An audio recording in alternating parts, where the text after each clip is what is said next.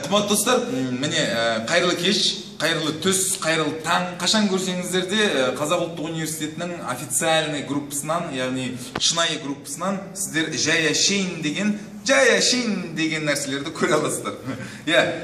Енді бүгін не түсіреміз деп ойландық. Үшінші бағдарламаға, яғни үшіншіге не түсіреміз дедік. Былай ойладық, таппай отырдық, өмірімізді түсіре салайын дедік. Өмірді түсіргенде былай. Аманжан, БДБ, Махметов Аманжанды барлығыңыз танисыздар ғой. Вот сол жігіт, шынымызды айтайық, жасы 22-ге келіп қалды. Биыл 22 болды.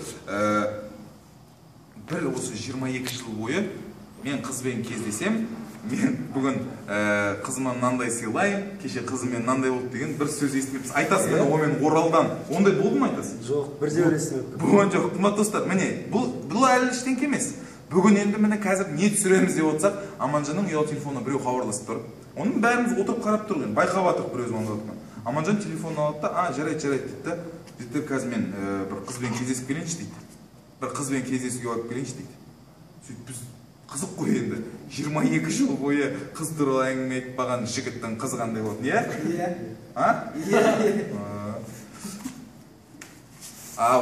Сондықтан достар, қазір біз бәріміз камераның несімен, күшімен, біздің немізбен, ұсынысымызбен барып қарап қайтайық не болып отқанын. Тыныш. Абылай, кеттік па? Алға шайын ба? Алға беріп кеттік онда. Жай тұрған жаққа, тыныш. Давай.